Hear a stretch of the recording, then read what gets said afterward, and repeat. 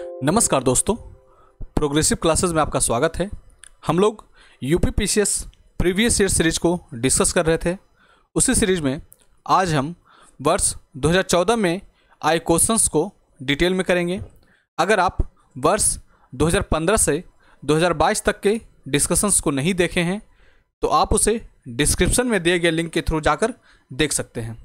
हमारा डिस्कशन थोड़ा लंबा हो सकता है क्योंकि प्रत्येक क्वेश्चंस को डिटेल में सारे डायमेंशंस के साथ कवर किया जाता है, तो आप अंत तक बने रहें।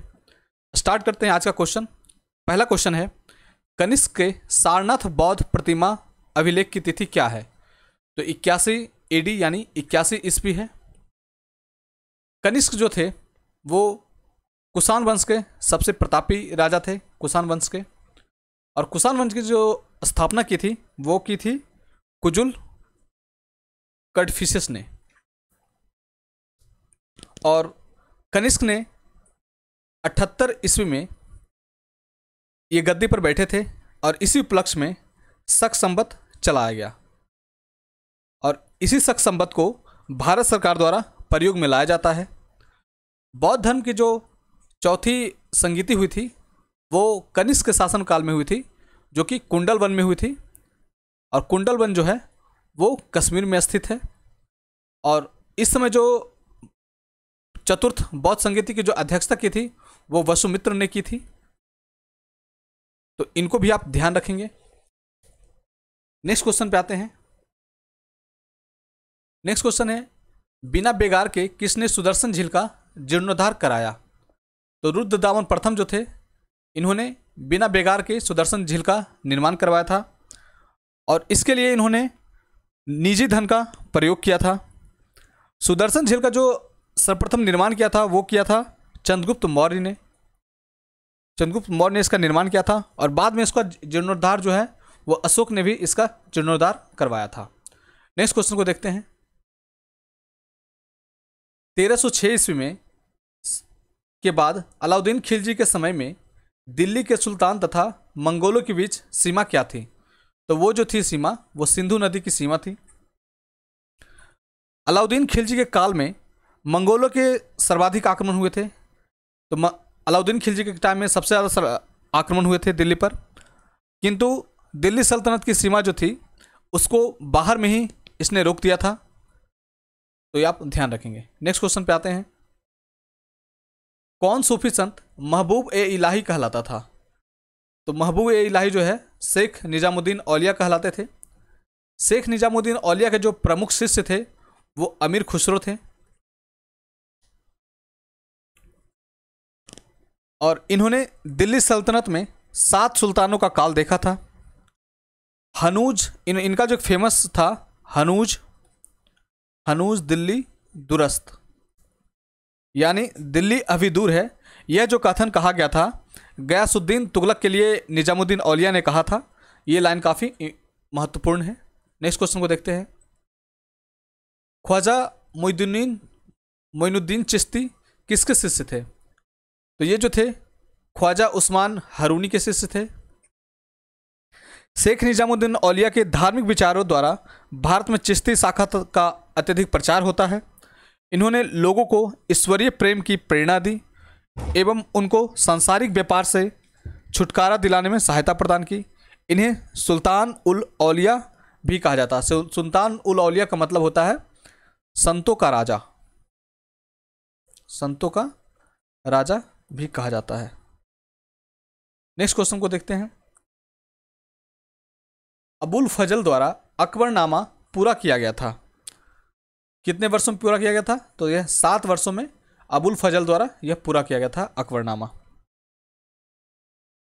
ये अकबरनामा अकबर के 9 रत्नों में से एक अबुल फजल थे और इन्होंने जो है 1590 से लेकर के 1596 तक इसकी रचना की थी।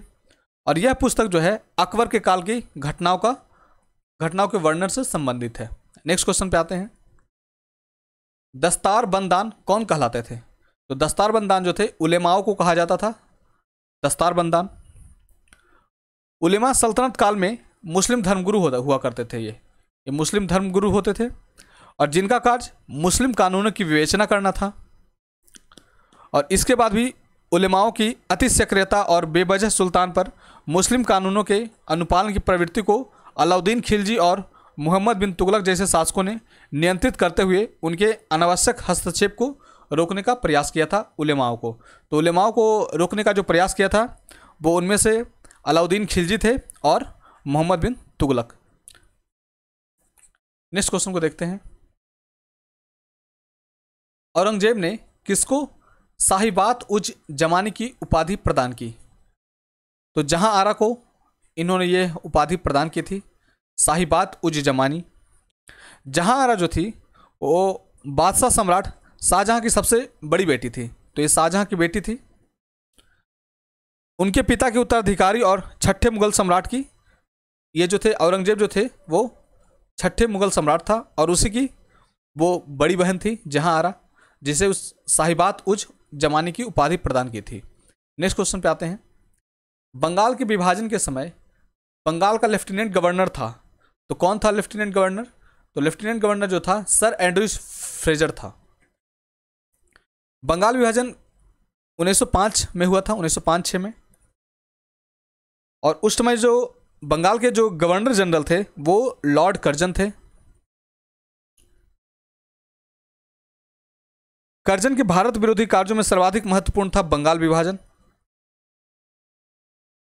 इसने राष्ट्रीय आंदोलन को दबाने व कमजोर करने के उद्देश्य से प्रशासनिक असुविधाओं का आरोप लगाकर बंगाल को 2 भागों में बांट दिया था।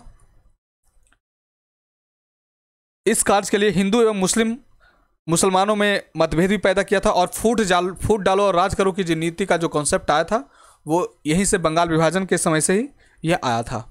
नेक्स्ट क्वेश्चन को देखते हैं। ब्रिटिश पत्रकार H.W. नेविंसन जुड़े थे, तो ये किनसे जुड़े थे? स्वदेशी आंदोलन से जुड़े हुए थे। ये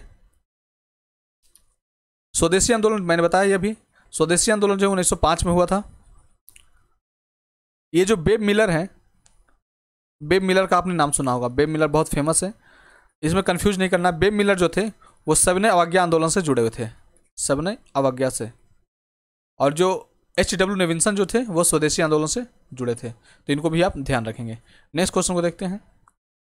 महात्मा गांधी के साथ निम्न मुसलमानों में से किसने बाल गंगाधर तिलक की अर्थी उठाई थी? तो बाल गंगाधर तिलक की जो अर्थी उठाई थी शौकत अली ने उठाई थी महात्मा गांधी के साथ। महात्मा गांधी की जो मूर्ति होती है वो 1 अगस्त 1920 को हो जाती है। असहयोग आंदोलन के तिथि जब असहयोग आंदोलन जब शुरुआत होता है उसी टाइम बाल गंगाधर तिलक की मृत्यु हो जाती है। नेक्स्ट क्वेश्चन पे आते हैं। इंडियन ओपिनियन पत्रिका के प्रथम संपादक थे, ये प्रथम पूछ रहा है, ये आपको ध्यान रखना है। प्रथम संपादक कौन थे? तो प्रथम संपादक जो थे मनसुख लाल नजर थे, मनसुख लाल नजर। इस पत्रिका का प्रकाशन गांधी के दक्षिण अफ्रीका प्रवास के दौरान किया गया था और यह पत्रिका जो है गुजराती, हिंदी, तमिल और अंग्रेजी में प्रकाशित हुआ था। नेक्स्ट क्वेश्चन को देखते हैं।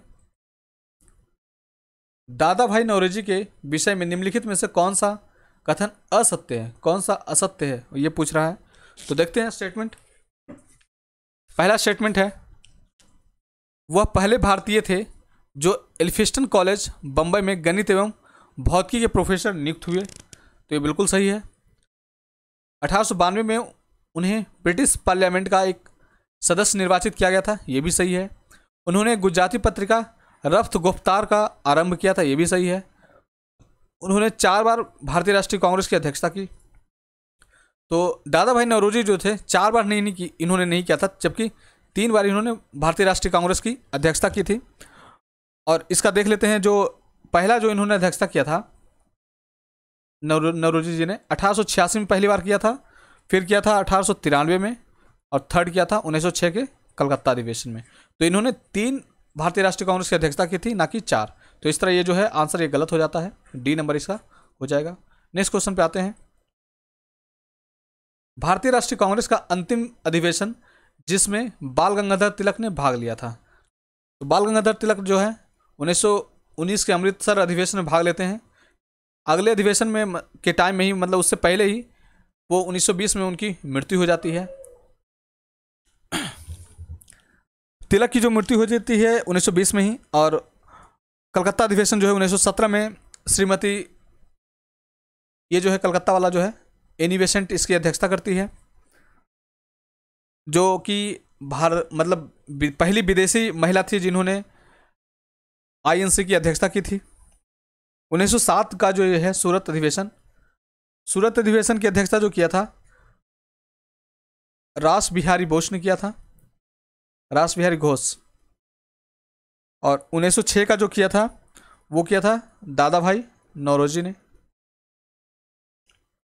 और 1906 में ही सबसे पहली बार स्वराज शब्द का प्रयोग किया गया था, तो इसको भी आप ध्यान में रखेंगे।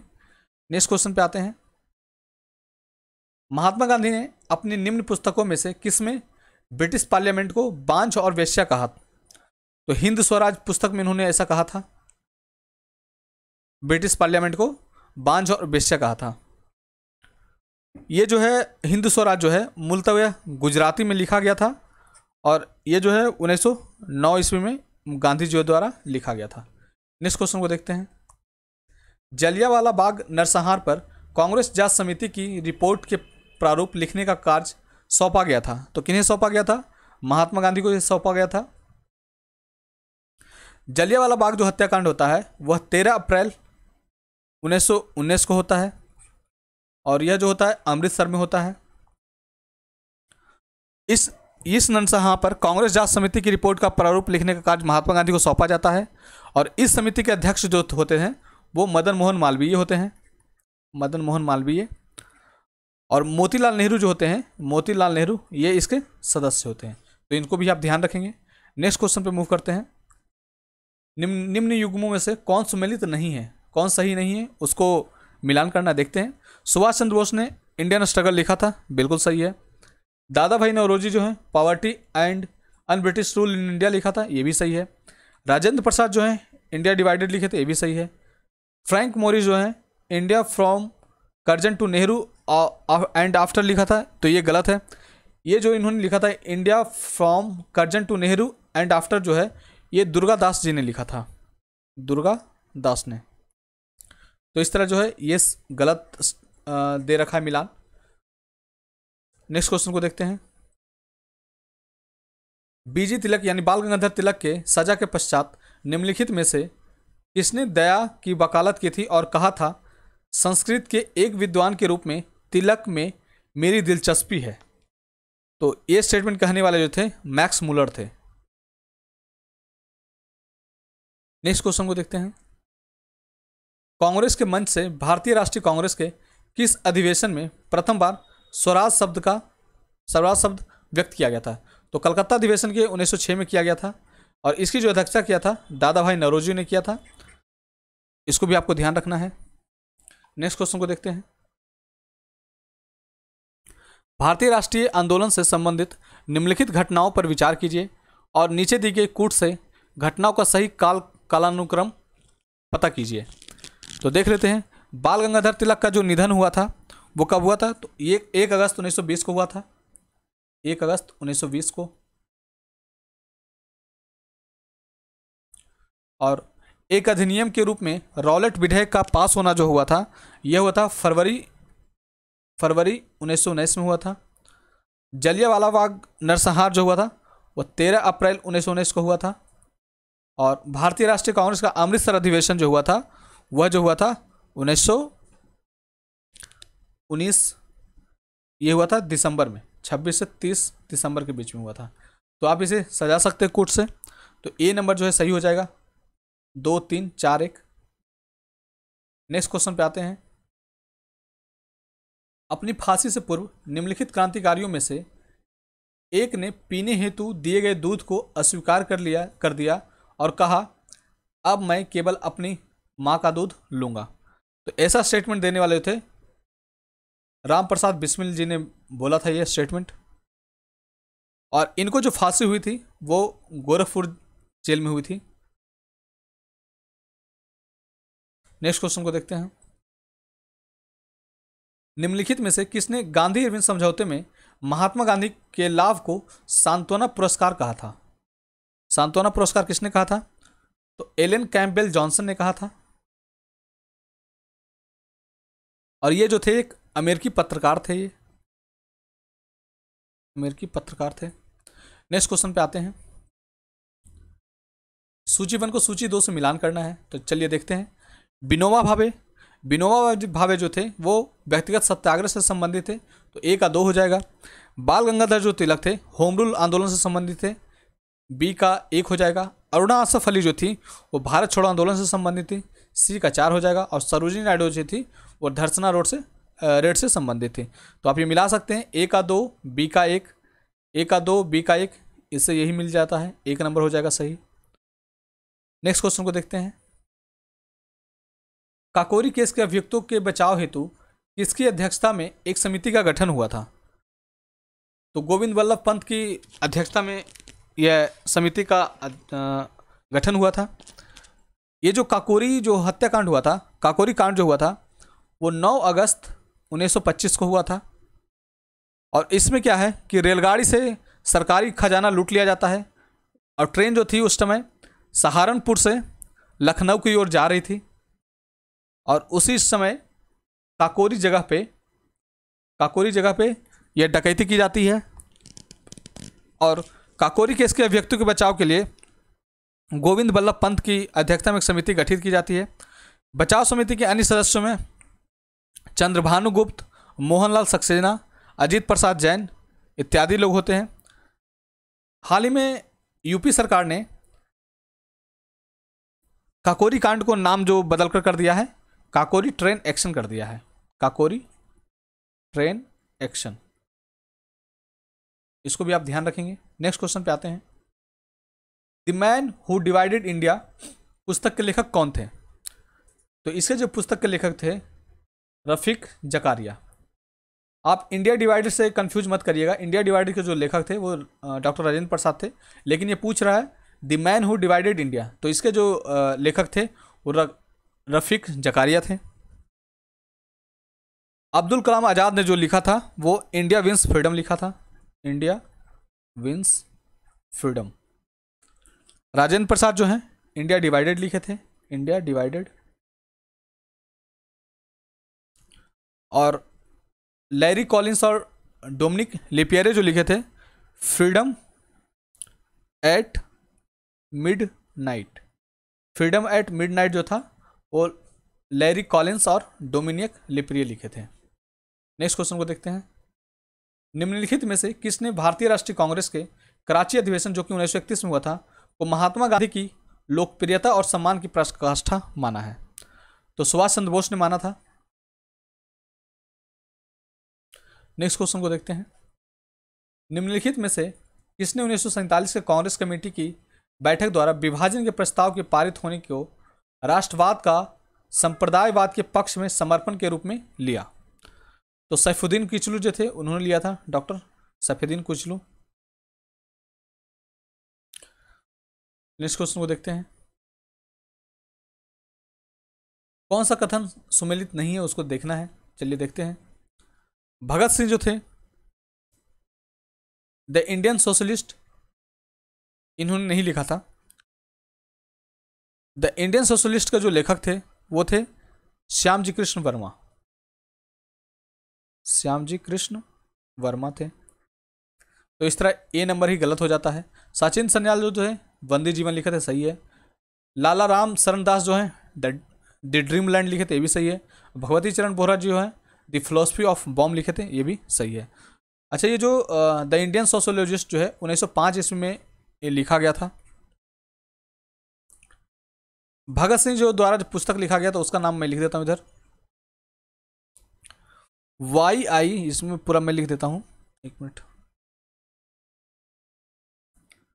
YI am an atheist. तो YI am an एथिस्ट इन्होंने लिखा था भगत सिंह ने। नेक्स्ट क्वेश्चन को देखते हैं। नई दिल्ली में 1947 में आयोजित अखिल भारतीय कांग्रेस समिति की बैठक में निम्नलिखित में से किसने विभाजन के प्रस्ताव का समर्थन किया था? तो अबुल कलाम आज़ाद जो थे वो विभाजन के प्रस्ताव को उन्होंने समर्थन दिया था। विभाजन प्रस्ताव को 14 जून 1947 के कांग्रेस समिति की बैठक में गोविंद बल्लभ पंत ने पेश किया था। तो इसको भी याद रखिएगा, गोविंद बल्लभ पंत जी ने इसको पेश किया था और समर्थन अबुल कलाम आज़ाद ने दिया था। नेक्स्ट क्वेश्चन को देखते हैं। भारतीय स्वतंत्रता विधेयक को राजकीय स्वीकृति प्राप्त हुई थी, तो ये कब प्राप्त हुई थी? 18 जुलाई 1947 को प्राप्त हुई थी। तत्कालीन ब्रिटिश प्रधानमंत्री जो थे उस टाइम, वो थे इटली थे, प्रधानमंत्री इटली थे। उन्होंने ही भारत छोड़ने की घोषणा 20 फरवरी को किया था। नेक्स्ट क्वेश्चन को देखते हैं। सूची 1 को सूची 2 से मिलान करना है। ट्राइब्स एंड जनजाति दे रखा है, उसका रीजन क्षेत्रफल दे रखा है। तो चलिए मिलान करते हैं। बिरहो ट्राइब्स जो है वो झारखंड में पाई जाती है, तो ए का हो जाएगा 4। भूटिया जो है, भूटिया सिक्किम में पाया जाता है, तो बी का हो जाएगा 3। टोडा जो है तमिलनाडु में, तो ये हो जाएगा सी का 2। और सेंटिनलीज जो हैं वो अंडमान निकोबार में पाए जाते हैं। तो इस तरह आंसर जो हो जाएगा ए हो जाएगा, ए का 4, बी का 3, सी का 2 और डी का 1। नेक्स्ट क्वेश्चन पे मूव करते हैं। स्टेटमेंट और रीजन दे रखा है, तो चलिए देखते हैं। स्टेटमेंट है भारत के पश्चिमी घाट की नदियां डेल्टा का निर्माण नहीं करती है, तो सही है। वे छोटे प्रवाह क्षेत्रों एवं अपेक्षाकृत कठोर चट्टानों पर प्रवाहित होती है, तो ये भी सही है। भारत के पश्चिमी घाट की जो नदियां हैं वो डेल्टा नहीं बनाती हैं, क्योंकि इसका जो रीजन है वह ऊंचाई से समुद्र में गिरती है, जलप्रपात की तरह गिरती है, जिससे डेल्टा निर्माण के लिए इन्हें उपयुक्त स्थल नहीं मिलता है। इनका प्रवाह मार्ग छोटा होता है और अपेक्षाकृत कठोर चट्टानों पर प्रवाहित होने से अपर्दन द्वारा प्राप्त मलबा डेल्टा निर्माण की आवश्यकता से कम होता है। इस तरह जो है स्टेटमेंट सही और रीजन सही है, और दोनों को ये क्वालिफाई कर रहा है, तो इस तरह आंसर जो हो जाएगा ए हो जाएगा। नेक्स्ट क्वेश्चन पे मूव करते हैं। रेडक्लिफ लाइन सीमा निर्धारित करती है, तो किसी से भी सीमा निर्धारित करती है? भारत और पाकिस्तान के बीच निर्धारित करती है, आंसर सी हो जाएगा। इसमें देख लेते हैं, उत्तर कोरिया और दक्षिण कोरिया के बीच जो है वह है 38वीं समानांतर लाइन, 38वीं समानांतर रेखा। संयुक्त राज्य अमेरिका और कनाडा के बीच जो है वो 49वीं समानांतर रेखा। भारत पाकिस्तान में रेड क्लिफ हो गया, और भारत चाइना के बीच जो है वो मैक मोहन रेखा। नेक्स्ट क्वेश्चन को देखते हैं। दक्षिण भारत की नदियां प्रमुख रूप से निम्न में से कौन सा अपवाह तंत्र रखती है? तो ये जो है वृक्षनुमा रखती है। वृक्षनुमा प्रवाह को पादपाकार प्रतिरूप भी कहते हैं। इस प्रारूप का विकास प्रमुख रूप से ग्रेनाइट शैल में होता है। ग्रेनाइट चट्टान में ऐसे आकृति का निर्माण होता है, और यह देखने पर वृक्ष के तने और शाखाओं के समान होता है, इसलिए इसे वृक्षनुमा बोला जाता है। नेक्स्ट क्वेश्चन को देखते हैं। भारत का सबसे बड़ा संघ राज्य है, तो क्या है? दिल्ली है। दिल्ली का जो क्षेत्रफल है, अगर ये जनसंख्या के हिसाब से देखें तो तब ये दिल्ली होगा, और जनसंख्या के जो हिसाब से होगा वो अंडमान एंड निकोबार सबसे बड़ा है, जिसका जो क्षेत्रफल है 8249 है वर्ग किलोमीटर, और जबकि दिल्ली का जो क्षेत्र है वो है 1483 किलोमीटर स्क्वायर। नेक्स्ट क्वेश्चन पे आते हैं। नेक्स्ट क्वेश्चन है, निम्नलिखित में से कौन सा एक खनिज उत्तर प्रदेश में नहीं पाया जाता है? तो अवरक जो है वह उत्तर प्रदेश में नहीं पाया जाता है। अकबर में जो अवरक जो है वो बेसिकली बिहार क्षेत्र में पाया जाता है, बिहार के गया और नवादा क्षेत्र में पाया जाता है यह, और बाकी सब जो है वह कुछ पाए जाते हैं उत्तर प्रदेश में। फिर भी जो है यूपी जो है वो खनिज संसाधन से समृद्ध नहीं है। नेक्स्ट क्वेश्चन को देखते हैं। विश्व में निम्नलिखित देशों का कुल रेलवे लंबाई की दृष्टि से अवरोही क्रम में बताएं। अवरोही क्रम मतलब हुआ घटते क्रम, मतलब ज़्यादा से कम। तो चलिए देखते हैं। इसमें मैं बताता हूँ, सबसे ज़्यादा जो है वर्तमान के हिसाब से मैं बता देता हूँ।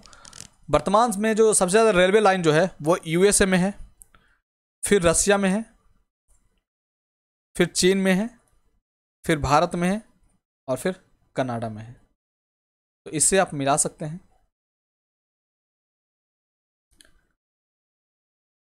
नेक्स्ट क्वेश्चन पे आते हैं। राष्ट्रीय राजमार्ग जलमार्ग संख्या 1 जोड़ता है, तो यह किसके से बीच जोड़ता है? तो इलाहाबाद को हल्दिया से यह जोड़ता है, और इसकी जो लंबाई है वह जो है 1620 किलोमीटर है। और राष्ट्रीय राजमार्ग 2 जो है यह सरिया टू धुबरी है। यह राष्ट्रीय राजमार्ग जो है वो जलमार्ग जो है यह 2 है, और इसकी जो लंबाई है 891 किलोमीटर है। तीसरी जो है कोल्लम से कोट्टापुरम है, और चौथी जो है काकीनाडा से पौंडीचेरी है। एक्चुअली काकीनाडा से एक जो एग्जैक्ट जो लोकेशन है वो मटकानम है, मटकानम। तो ये है। और पांचवा जो है, इसमें पांचवा जोड़ लीजिए, पांचवा जो है तलचर से धामरा, तलचर से धामरा है, और इसकी जो लंबाई है वह 623 किलोमीटर है। और एक जो है लास्ट है जो 6 है, राष्ट्रीय जलमार्ग 6 हैं। तो छठा जो है वो जो है लखीमपुर से भंगा, और इसकी जो लंबाई है वो 121 किलोमीटर है। नेक्स्ट क्वेश्चन को देखते हैं। निम्न में से कौन से शीतोष्ण घास के मैदान यूरेशिया में पाए जाते हैं? तो यूरेशिया में जो पाए जाने वाले हैं वो स्टेपीज हैं, और ये पेरीज जो है ये यूएसए में पाया जाता है, और वेल्स जो है वो साउथ अफ्रीका में पाया जाता है, और डाउन्स जो है वो ऑस्ट्रेलिया में पाया जाता है, और पंपास जो है वो जो है अर्जेंटीना में पाया जाता है। तो इनको भी साथ साथ ध्यान रखेंगे। नेक्स्ट क्वेश्चन पे आते हैं। निम्नलिखित में से कौन एक विश्व का विशालतम पारिस्थितिकी तंत्र है? तो सबसे बड़ा जो पारिस्थितिकी तंत्र होता है वह समुद्र होता है, ओशियन का होता है। पृथ्वी पर लगभग 71% भाग जलमंडल से घिरा हुआ है, और यही जो है विशालतम पारिस्थितिकी तंत्र डेवलप होता है। और सामुद्रिक परितंत्र सर्वाधिक अस्थायी परितंत्र भी होता है, इसको भी आप ध्यान रखेंगे। नेक्स्ट क्वेश्चन पे आते हैं। वायुदाब सबसे कम होता है, तो सबसे कम कब होगा वायुदाब? तो ऑब्वियस बात है ग्रीष्म ऋतु में होगा, यानी गर्मी में होगा वायुदाब कम। ग्रीष्म ऋतु में सूर्य की किरणें जो है सीधी पड़ती है, यानी लंबवत पड़ती है, जिससे हवाएं गर्म होकर ऊपर उठती है। इससे निम्न वायुदाब का क्षेत्र का निर्माण होता है। तापमान और वायुदाब में बेसिकली जो होता है उल्टा संबंध होता है। कहने का मतलब ये हुआ, अगर तापमान जो है अगर ज़्यादा रहेगा तो वायुदाब जो है वो कम होगा। तो इस कॉन्सेप्ट से आप सबको देख सकते हैं। नेक्स्ट क्वेश्चन पे आते हैं। सूची 1 को सूची 2 से मिलान करना है, तो चलिए देखते हैं। पहला दे रखा विली विली, ये एक्चुअली चक्रवात दे रखे हैं कि कहाँ कहाँ आते हैं। तो विली विली जो है वो ऑस्ट्रेलिया में आते हैं, तो ए का हो जाएगा, ए का हो जाएगा 2। हरिकेन जो है वो आता है संयुक्त राज्य अमेरिका में, बी का 1। टाइफून जो है वो आता है चाइना में, और बागियो जो है वो फिलीपींस में। तो ए का 2, बी का 1, सी का 4, डी का 3। तो इस तरह आंसर जो हो जाएगा वो बी हो जाएगा। नेक्स्ट क्वेश्चन पे आते हैं। निम्नलिखित में से कौन एक व्यस्तम सामुद्रिक व्यापार मार्ग है? तो उत्तरी अटलांटिक जो है वो सबसे व्यस्तम सामुद्रिक मार्ग है। ये जो है अटलांटिक महासागर जो है वो एस शेप का है। ये उत्तरी अटलांटिक महासागर है और ये दक्षिणी अटलांटिक महासागर है। यह जो है यूरोप और अमेरिका के मध्य व्यापार का एक प्रमुख माध्यम है, इसको भी आप देखेंगे। नेक्स्ट क्वेश्चन पे आते हैं। निम्नलिखित में से कौन एक देश बहुत महत्वपूर्ण यूरेनियम अयस्क निक्षेप के लिए जाना जाता है? तो यूरेनियम निक्षेप के लिए जो है वो कनाडा जाना जाता है बेसिकली। सर्वाधिक यूरेनियम का जो निक्षेप है कनाडा में, लेकिन वर्तमान में जो कजाकिस्तान जो है, कजाकिस्तान वो भंडार में भी टॉप पे है और उत्पादन में भी यह टॉप पे है। तो इसको भी आप ध्यान रखेंगे। नेक्स्ट क्वेश्चन पे आते हैं। जापान लगभग आत्मनिर्भर है, वो कौन से अयस्क में आत्मनिर्भर है? तो तांबा में है, जो कि जापान जो है आत्मनिर्भर है। जापान जो है एक अपतटीय देश है और समुद्री क्षेत्रों में खनिज तेल का भी यहाँ पे बहुत सारा मात्रा में पाया जाता है। एक चीज़ मैं बता दूँ, ये जो जापान को जो लौह अयस्क मिलता है ना, वो जो है भारत के बैलाडीला खदान से मिलता है। बैलाडीला, ये कई बार क्वेश्चन पूछा जाता है कि जापान को किस खान से लौह अयस्क दिया जाता है, तो बैलाडीला से दिया जाता है। बैलाडीला जो है वह छत्तीसगढ़ में है। नेक्स्ट क्वेश्चन पे आते हैं। निम्नलिखित में से कौन एक दक्षिण एशिया का सर्वाधिक नगरीकृत देश है? तो दक्षिण एशिया के इन सब में जो पूछता है, तो इन सब में जो है पाकिस्तान सबसे सर्वाधिक नगरीकृत है। पाकिस्तान को जो नगरीकरण का जो परसेंटेज है वो 36% है। भारत का जो है वो 31% के आसपास है। भूटान जो है 35% है और श्रीलंका जो है वो 15% नगरीकृत है। नेक्स्ट क्वेश्चन पे आते हैं। 2011 में निम्नलिखित राज्यों में से किस राज्य में उच्चतम लिंगानुपात है? तो उच्चतम लिंगानुपात जो है वो निम्नलिखित में से पूछ रहा है। वैसे तो सबसे टॉप पे केरला है, लेकिन इनमें से जो है वो तमिलनाडु हो जाएगा। तो केरला के बाद जो है लिंगानुपात में आता है तमिलनाडु, फिर आता है आंध्र प्रदेश, फिर आता है मणिपुर, फिर आता है छत्तीसगढ़। नेक्स्ट क्वेश्चन पे आते हैं।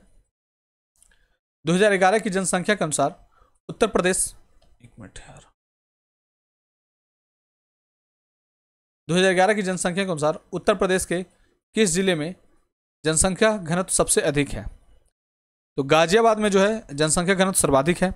गाजियाबाद की जो जनसंख्या घनत्व जो है वह 3971 व्यक्ति प्रति वर्ग किलोमीटर पे आता है।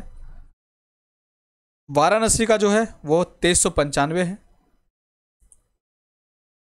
लखनऊ का जो है 1816 है। तो इसको आप ध्यान रखेंगे। नेक्स्ट क्वेश्चन पे आते हैं। भारत की जनगणना 2011 के अनुसार निम्नलिखित राज्यों में से किसमें शिशु जनसंख्या का प्रतिशत भाग ग्रामीण क्षेत्रों में न्यूनतम है? तो ग्रामीण क्षेत्रों में जो सबसे शिशु जनसंख्या का जो प्रतिशत है वो केरला में सर्वाधिक न्यूनतम है, वो जो है 3.4% है। पंजाब में है 11%, हरियाणा में 13% और जम्मू कश्मीर में 17%। नेक्स्ट क्वेश्चन को देखते हैं। संविधान सभा के संवैधानिक सलाहकार थे, तो संविधान सभा के संवैधानिक सलाहकार जो थे वो BN राव थे।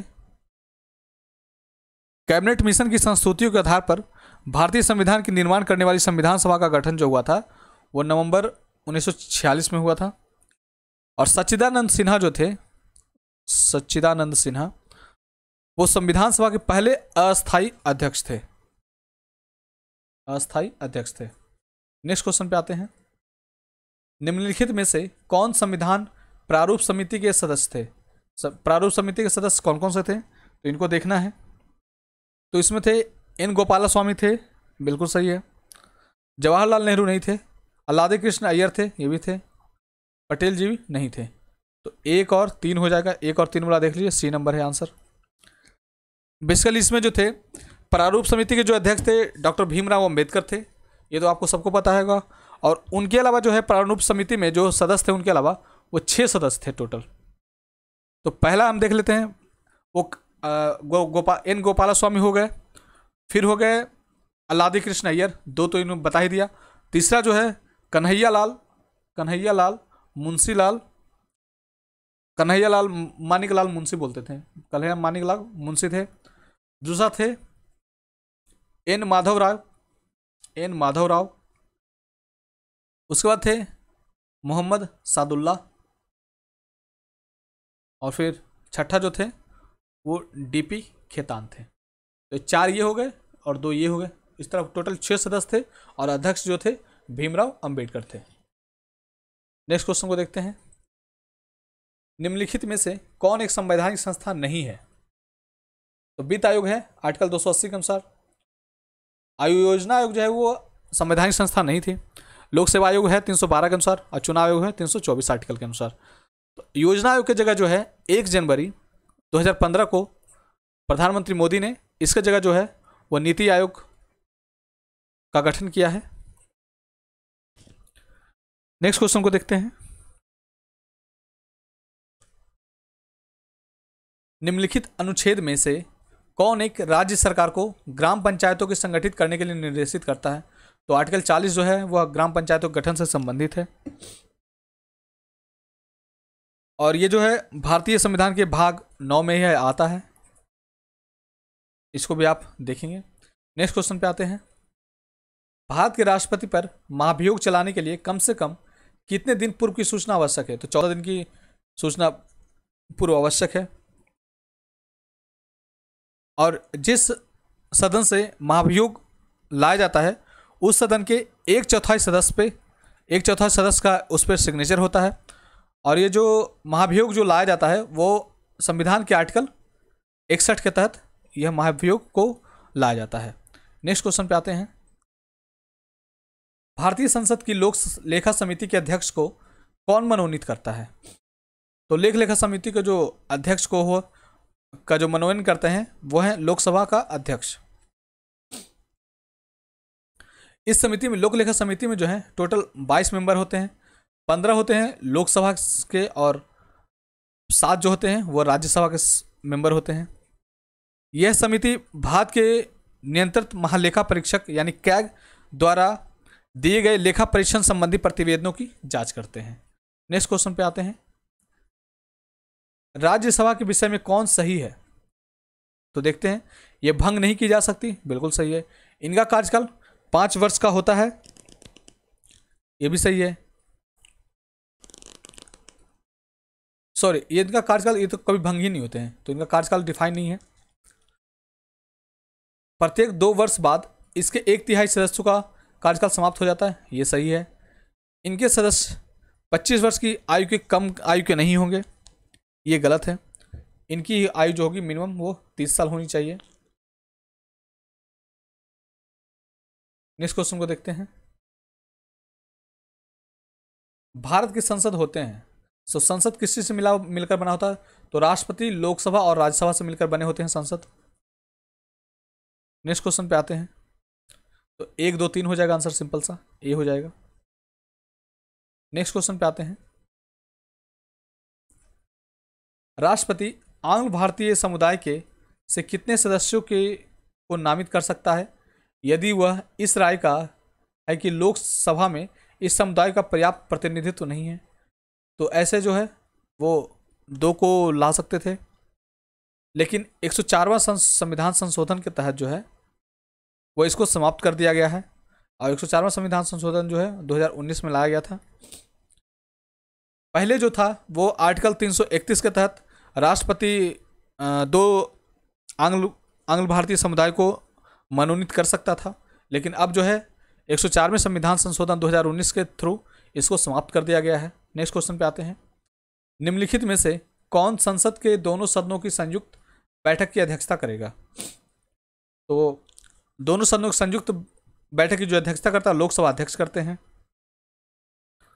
आर्टिकल 118(4) के अकॉर्डिंग संसद के दोनों सदनों की संयुक्त बैठक की अध्यक्षता लोकसभा करते हैं। लोकसभा अध्यक्ष अगर अनुपस्थित रहते हैं तो लोकसभा का उपाध्यक्ष संयुक्त बैठक की अध्यक्षता करता है। नेक्स्ट क्वेश्चन पे आते हैं। निम्नलिखित मंत्रालयों में से नालंदा परियोजना किसका कार्यक्रम है? तो नालंदा परियोजना जो है वो अल्पसंख्यक मामलों मंत्रालय से संबंधित है। नेक्स्ट क्वेश्चन पे आते हैं। सर्वोच्च न्यायालय का न्यायाधीश अपना पद त्याग सकता है पत्र लिखकर। किसको पत्र लिखकर सर्वोच्च न्यायालय का न्यायाधीश अपना पद त्याग सकता है?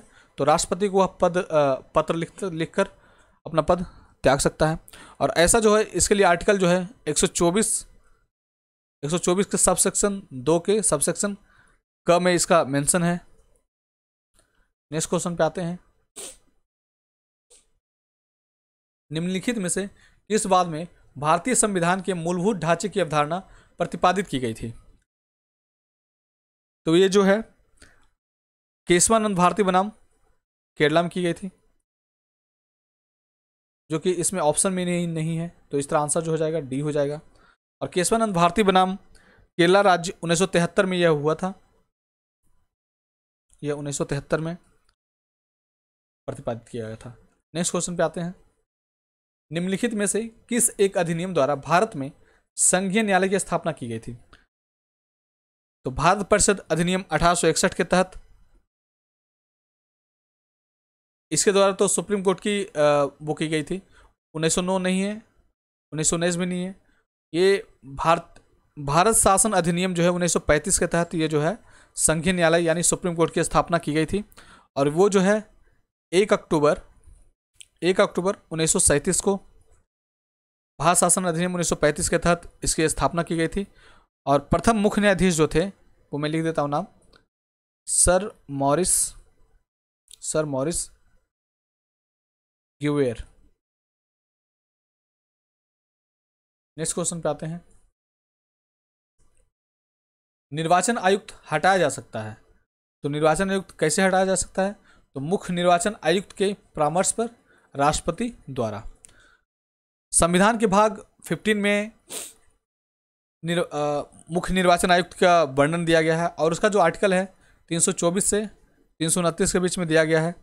निर्वाचन आयोग का गठन मुख्य निर्वाचन आयुक्त एवं अन्य निर्वाचन आयुक्त से किया जाता है, जिसकी नियुक्ति जो है राष्ट्रपति द्वारा की जाती है।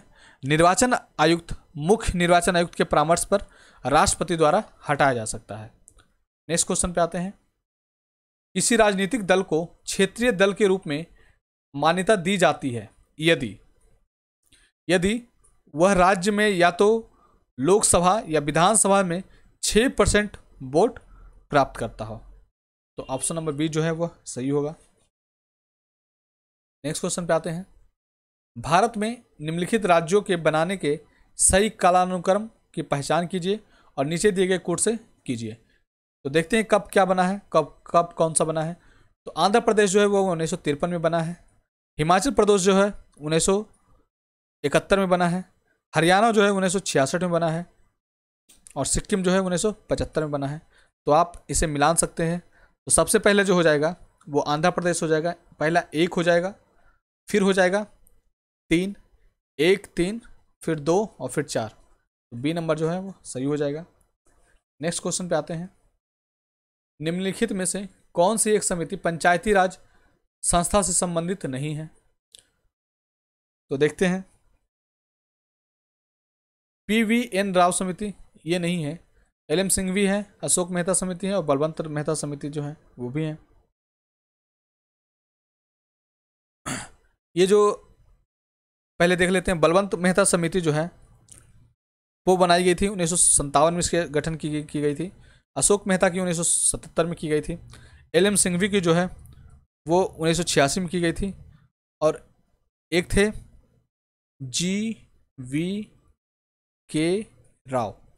GVK राव समिति का जो गठन किया गया था वो 1985 में किया गया था। नेक्स्ट क्वेश्चन पे आते हैं। ट्राइसम एक कार्यक्रम है, तो ट्राइसम किसका कार्यक्रम है? तो ग्रामीण विकास का कार्यक्रम है, रूरल डेवलपमेंट से संबंधित है यह। ट्राइसम का जो फुल फॉर्म होता है मैं लिखता हूं, training Indian youth for self employment. और ट्राइसम जो है 1979 में बना था। यह इस कार्यक्रम को लाया गया था और इस योजना को 1999 में स्वर्ण जयंती ग्राम स्वरोजगार योजना में शामिल कर दिया गया था। नेक्स्ट क्वेश्चन पे आते हैं। निर्धनता का दुष्चक्र की अवधारणा संबंधित है, तो किससे संबंधित है? तो यह जो है नक्शे से यह संबंधित है। निर्धनता दुष्चक्र का है जो कि 3 अवधारणा इन्होंने प्रस्तुत किया था। पहला था आपूर्ति पक्ष, दूसरा था मांग पक्ष और तीसरा था वरीयता पक्ष, बाजार का वरीयता पक्ष। नेक्स्ट क्वेश्चन को देखते हैं। केंद्र सरकार तथा राज्यों के मध्य आर्थिक संबंधों की विवेचना की गई है, कौन से आर्टिकल में की गई है? यह जो है आर्टिकल 268 से 81 के बीच में इसकी चर्चा की गई है। तो ऑप्शन नंबर जो है बी सही हो जाएगा। केंद्र सरकार तथा राज्य सरकार के मध्य आर्थिक संबंधों की विवेचना जो है 268 से 281 में की गई है। अनुच्छेद 280 में जो है वित्त आयोग का गठन का वर्णन किया गया है इसमें, जो कि केंद्र तथा राज्य के आर्थिक संबंधों का निर्धारण के लिए एक महत्वपूर्ण एजेंसी है। और भाग 11 में अनुच्छेद 245 से 255 के बीच विधायी संबंधों का वर्णन किया गया है 245 से 255 में, और 256 से 263 के बीच प्रशासनिक संबंधों का चर्चा किया गया है। तो इसको भी आप देखेंगे। नेक्स्ट क्वेश्चन पे आते हैं। सूची 1 को सूची 2 से मिलान करना है, तो चलिए मैच करवाते हैं, देखते हैं। पहला है खाद्य उत्पादन में वृद्धि। तो खाद्य उत्पादन में जो वृद्धि है वो हरित क्रांति से संबंधित है, एक का एक हो जाएगा। दुग्ध उत्पादन जो है वह श्वेत क्रांति से संबंधित है, तो बी का 3 हो जाएगा। मत्स्य पालन जो है वो नीली क्रांति से संबंधित है, और उर्वरक जो है वह भूरी क्रांति से संबंधित है। इस तरह आंसर जो हो जाएगा ए हो जाएगा, ए का 1, बी का 3, सी का 2 और डी का 4। नेक्स्ट क्वेश्चन पे आते हैं। ग्रामीण अवस्थापना विकास कोष का सृजन किसके अधीन किया गया है? तो यह जो है नाबार्ड के अधीन किया गया है। नाबार्ड की जो स्थापना होती है वह 12 जुलाई 1982 को होती है, और इसकी स्थापना के लिए जो कमेटी बनी थी वह सिब्रमन कमेटी के हिसाब से के सिफारिश पर बनी थी। सिब्रमन, यह कृषि कार्य हेतु कृषकों को वित्त उपलब्ध करवाता है। नेक्स्ट क्वेश्चन को देखते हैं। किसी व्यक्ति का पूरा प्रतिबिंब देखने के लिए एक समतल दर्पण की न्यूनतम ऊंचाई होनी चाहिए, तो आधी होती है, तो आपको पता है व्यक्ति की ऊंचाई की आधी होनी चाहिए यह। नेक्स्ट क्वेश्चन पे आते हैं। ध्वनि तरंगे नहीं चल सकती है। ध्वनि तरंगे जो है निर्वात में नहीं चलती है, इसके लिए माध्यम की जरूरत होती है, और सबसे ज़्यादा जो ध्वनि का जो चाल होता है वह ठोस में होता है, फिर द्रव्य में होता है, फिर गैस में होता है। और ध्वनि जो है वह अनुदैर्घ्य तरंग है। ध्वनि जो है वो एक अनुदैर्घ्य तरंग है। नेक्स्ट क्वेश्चन पे आते हैं। एक कृत्रिम उपग्रह में विद्युत ऊर्जा का स्रोत क्या होता है? तो सौर सेल होता है कृत्रिम उपग्रह में। नेक्स्ट क्वेश्चन को देखते हैं। निम्नलिखित में से एक विस्फोटक पदार्थ नहीं है, नहीं पूछ रहा कौन सा विस्फोटक पदार्थ नहीं है, तो नाइट्रोक्लोरोफॉर्म जो है वह विस्फोटक पदार्थ नहीं है। ये ट्राइनाइट्रोटॉलुइन जो है इसे ही हम लोग TNT बोलते हैं, बहुत विस्फोटक के लिए बहुत महत्वपूर्ण पदार्थ है यह, और इसकी जो विस्फोटक की जो गति होती है वह लगभग 6900 मीटर पर सेकंड के हिसाब से यह इसकी गति होती है। और ये जो है साइक्लोट्राइमेथिलीन ट्राइनाइट्रामीन जो है यह जो है एक RDX है, और इसे प्लास्टिक विस्फोटक भी कहते हैं, इसे प्लास्टिक विस्फोटक भी इसे कहा जाता है। नेक्स्ट क्वेश्चन को देखते हैं। स्लीप एपनिया एक भयंकर निद्रा दोष है जिसमें लोग क्या होते हैं, इसमें क्या होता है कि निद्रा में बार बार थोड़ी देर के लिए श्वास बाधित हो जाता है, तो यह खतरनाक बीमारी है। यह एक भयंकर निद्रा दोष है जिसमें निद्रा में बार बार थोड़ी देर के लिए श्वास बाधित होता है, इसके कारण कभी कभी मृत्यु भी हो जाती है। नेक्स्ट क्वेश्चन पे आते हैं। सेरेब्रल पाल्सी एक मस्तिष्क संबंधी विकार है जो सामान्यतः पाया जाता है, तो किसमें पाया जाता है? छोटे बच्चों में यह पाया जाता है। यह एक मानसिक रुग्णता से संबंधित है। यह विकार विकसित होते मस्तिष्क के मोटर कंट्रोल सेंटर में किसी क्षति के कारण होता है। यह बीमारी मुख्यतः गर्भधारण, बच्चे के जन्म के समय और 3 वर्ष तक की आयु के बच्चों के बीच में यह बीमारी होता है। नेक्स्ट क्वेश्चन पे आते हैं। स्त्रियों के रजोनिवृत्ति के पश्चात निम्न में से किस हार्मोन का उत्पादन समाप्त हो जाता है? तो एस्ट्रोजन का जो है उत्पादन समाप्त हो जाता है। महिलाओं में जो है 2 प्रकार के मुख्यतः हार्मोन पाए जाते हैं, एस्ट्रोजन और प्रोजेस्टेरोन। एस्ट्रोजन और प्रोजेस्टेरोन पाए जाते हैं। जो द्वितीयक लैंगिक अंगों की वृद्धि के लिए उत्तरदायी होते हैं। पोस्ट्रोजन जो है, प्रोजेस्टेरोन जो है वो गर्भावस्था के दौरान महीनों में स्रावित होता है। स्त्रियों में रजोनिवृत्ति के बाद एस्ट्रोजन का उत्पादन समाप्त हो जाता है। और पुरुषों में जो है टेस्टोस्टेरोन जो हार्मोन पाया जाता है, जो शुक्राणुओं के निर्माण तथा चलनशीलता के लिए आवश्यक होते हैं। इसकी कमी के कारण नपुंसकता की बीमारी हो जाती है। नेक्स्ट क्वेश्चन पे आते हैं।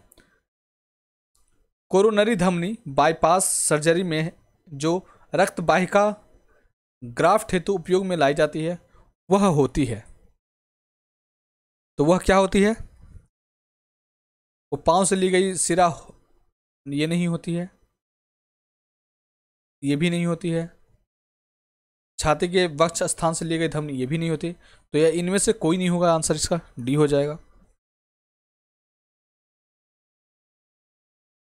पैर से स्फेग्नम नस ली जाती है, इसमें मैं लिख देता हूं, पैर से स्फेग्नम नस।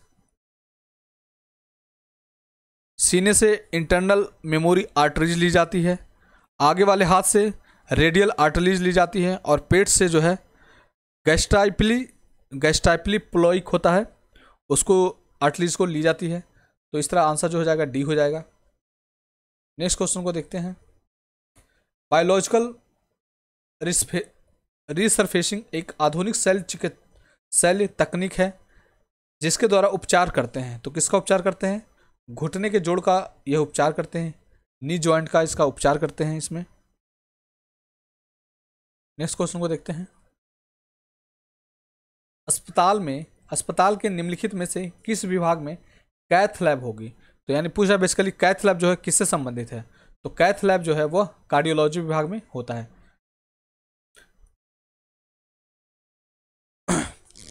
कार्डियोलॉजी विभाग में बेसिकली जो होता है हृदय रोग से संबंधित इसमें देखे जाते हैं। नेक्स्ट क्वेश्चन को देखते हैं। सूची 1 को सूची 2 से मिलान करना है।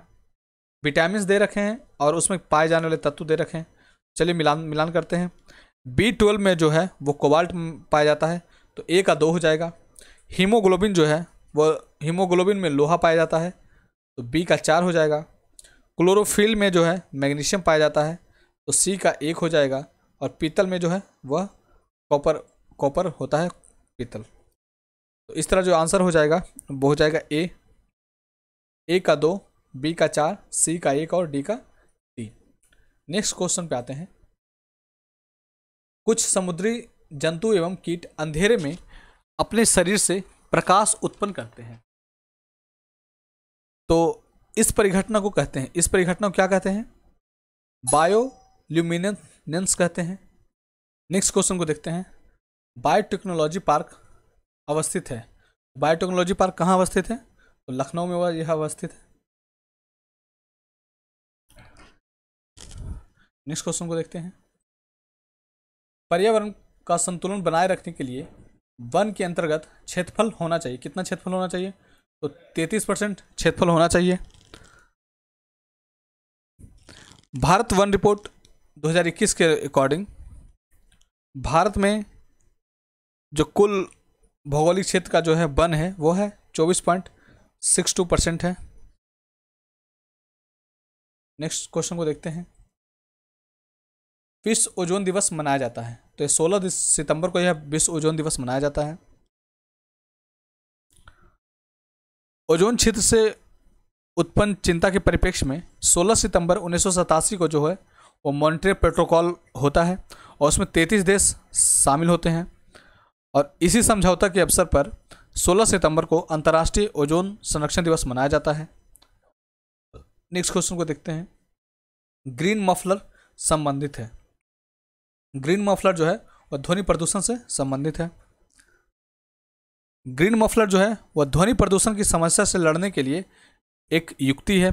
इसके माध्यम से ध्वनि प्रदूषण की तीव्रता को कुछ कुछ दूरियों में वृक्ष लगाकर कम किया जाता है, क्योंकि वृक्षों में ध्वनि तरंगों को अवशोषित करने की क्षमता होती है। तो वृक्ष जो है वह ध्वनि तरंग को अवशोषित करती हैं। इससे जो है ध्वनि प्रदूषण को नियंत्रित किया जा सकता है। नेक्स्ट क्वेश्चन पे आते हैं। नीरी स्थित है, तो नीरी जो है वह नागपुर में स्थित है। नीरी जो है राष्ट्रीय पर्यावरण अभियांत्रिकी एवं अनुसंधान संस्थान है और इस संगठन की जो स्थापना हुई थी वो हुई थी 1958 में। यह अनुसंधान केंद्र पर्यावरण तकनीकों और उनके उपयोग से संबंधित क्रियाओं से जुड़े तथ्यों की जांच करता है। नेक्स्ट क्वेश्चन पे आते हैं। निम्नलिखित वर्षों में से कब पर्यावरण संरक्षण अधिनियम पारित हुआ? तो पर्यावरण संरक्षण अधिनियम जो पारित हुआ है वह 1986 में पारित हुआ है। इस अधिनियम के माध्यम से पर्यावरणीय मानकों के संबंध में विभिन्न विनियमों का निर्माण किया जाता है जिससे कि पर्यावरण संरक्षण की दिशा में प्रगति हो सके। इसी संदर्भ में एनजीटी की स्थापना की गई थी, नेशनल ग्रीन ट्रिब्यूनल, जिसे राष्ट्रीय हरित अधिकरण भी कहते हैं, और इसकी स्थापना जो है 18 अक्टूबर 2010 को की गई थी। नेक्स्ट क्वेश्चन पे आते हैं। भारत में जैव विविधता की दृष्टि से धनी स्थल है, तो यह जो है पश्चिमी घाट है। पश्चिमी घाट के अलावा जो है पूर्वी हिमालय जो है वो भी जैव विविधता से समृद्ध क्षेत्र है। नेक्स्ट क्वेश्चन पे आते हैं। भारत में कौन एक द्वितीय प्रदूषक नहीं है? सेकेंडरी प्रदूषक नहीं है, पोल्यूटेंट, उसके बारे में पूछा है, तो सल्फर डाइऑक्साइड जो है वह सेकेंडरी पोल्यूटेंट नहीं है। ऐसे प्रदूषक जो प्रत्यक्षता प्रभाव डालते हैं, डायरेक्ट इम्पैक्ट जो डालते हैं, वह प्राथमिक प्रदूषक कहलाते हैं। और इसमें जो है प्राथमिक प्रदूषक में जो है वो बेसिकली सल्फर डाइऑक्साइड, नाइट्रोजन के ऑक्साइड, CO2 और CO आते हैं। और जबकि सेकेंडरी जो पॉल्यूटेंट होते हैं वो होते हैं ओजोन होते हैं, मतलब O3, स्मॉग और PAN प्रदूषक। नेक्स्ट क्वेश्चन को देखते हैं। निम्नलिखित में से कौन एक सही सुमेलित नहीं है? तो मैच करवाते हैं, देखते हैं। राजाजी राष्ट्रीय उद्यान में हाथी पाया जाता है, ये सही है। पेरियार राष्ट्रीय उद्यान में हंगुल नहीं पाया जाता, ये गलत है। ऑप्शन नंबर 20 जो से सही हो जाएगा। मानस राष्ट्रीय उद्यान में हाथी पाया जाता है। दुधवा राष्ट्रीय उद्यान जो है वह टाइगर के लिए प्रसिद्ध है, बिल्कुल सही है। पेरियार राष्ट्रीय उद्यान जो है यह जो है हंगुल के नहीं, जबकि यह हाथी इसमें पाया जाता है। और हंगुल के लिए जो है बेसिकली वह दाचिगम राष्ट्रीय उद्यान जो कि जम्मू कश्मीर में है वह उसके लिए फेमस है। नेक्स्ट क्वेश्चन पे आते हैं। सूर्य से आने वाला हानिकारक पैरावैग्निक विकिरण कारण हो सकता है, किसका कारण हो सकता है? तो डर्मल कैंसर का, यानी त्वचीय कैंसर का यह कारण हो सकता है। सूर्य से आने वाली पैरावैग्निक किरणें यदि ओजोन परत की अनुपस्थिति में सीधे पृथ्वी पर आ जाए तो विभिन्न प्रकार की बीमारियों को जन्म देती है, जिसमें त्वचा कैंसर, जीन आधारित समस्याएं हो जाती है और अन्य सारे जैविक बीमारियां भी इसके कारण होती है। नेक्स्ट क्वेश्चन को देखते हैं। ओजोन बायोस्फीयर को बचाती है। अल्ट्रावायलेट किरणों से बचाती है, यह हो जाएगा बी नंबर आंसर सही हो जाएगा। अल्ट्रावायलेट किरणों से यह बचाती है। वायुमंडल में उपस्थित ओजोन परत सूर्य की हानिकारक परावैग्निक किरणें, जिसे अल्ट्रावायलेट किरण बोलते हैं, से हमारी पृथ्वी के जीव जंतुओं की रक्षा करती है। और जो ओजोन परत की जो एक मोटाई होती है ओजोन परत की, उसे डॉप्सन से मापा जाता है, इसको भी आप ध्यान रखेंगे। नेक्स्ट क्वेश्चन पे आते हैं। जैव विघटित प्रदूषक है, तो इनमें से कौन सा जैव विघटित प्रदूषक है?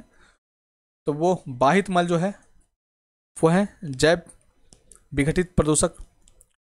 ऐसे प्रदूषक को बोलते हैं जैव विघटित प्रदूषक, जिसका विघटन सूक्ष्म जीवाणुओं द्वारा किया जा सकता है। तो ये जो है बाहित मल जो हो जाएगा, सही हो जाएगा। नेक्स्ट क्वेश्चन पे आते हैं। निम्नलिखित में से कौन एक द्वितीय प्रदूषक नहीं है? तो ये क्वेश्चन ऑलरेडी रिपीट हो गया है, सल्फर डाइऑक्साइड नहीं है।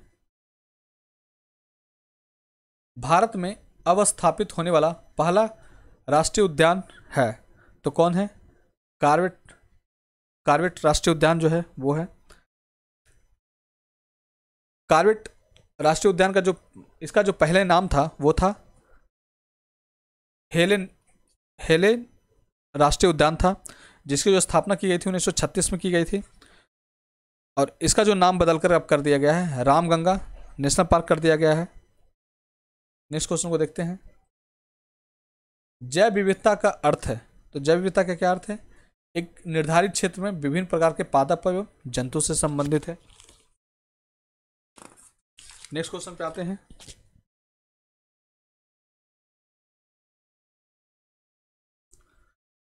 अभ्यारण्य दे रखा है और राज्य दे रखे हैं, मिलान करना है। डाचिगम जो है वह जम्मू कश्मीर में है, तो ए का हो जाएगा 4। केवलादेव घाना पक्षी अभ्यारण्य जो है वो राजस्थान में है, तो बी का हो जाएगा 2। कान्हा राष्ट्रीय पार्क जो है वो मध्य प्रदेश में है, तो सी का हो जाएगा 1। और पेरियार वन्यजीव अभ्यारण्य जो है वह है केरला में, तो डी का हो जाएगा 3। इस तरह आंसर जो हो जाएगा ए हो जाएगा, ए का 4, दो का बी का 2, सी का 1 और डी का 3। नेक्स्ट क्वेश्चन पे आते हैं। निम्नलिखित में से कौन सही सुमेलित है, तो मैच करवाते हैं। बखीरा जो है वह उन्नाव में है, ये गलत है। ओखला जो है ललितपुर में है, ये भी गलत है। सांडी वन्यजीव अभ्यारण्य जो वो हरदोई में है, तो ये सही है, सी नंबर सही हो जाएगा। महावीर स्वामी अभ्यारण्य जो है बस्ती में, ये नहीं है। तो देख लेते हैं, बाखीरा वन्यजीव अभ्यारण्य जो है वो संत कबीर नगर में है, यह जो है संत कबीर नगर में है। और ओखला वन्यजीव अभ्यारण्य जो है वह गौतम बुद्ध नगर में है। और महावीर स्वामी वन्यजीव अभ्यारण्य जो है वह ललितपुर में है। नेक्स्ट क्वेश्चन पे आते हैं। निम्नलिखित में से कौन एक किसी प्रजाति के विलोपन के लिए उत्तरदायी नहीं है,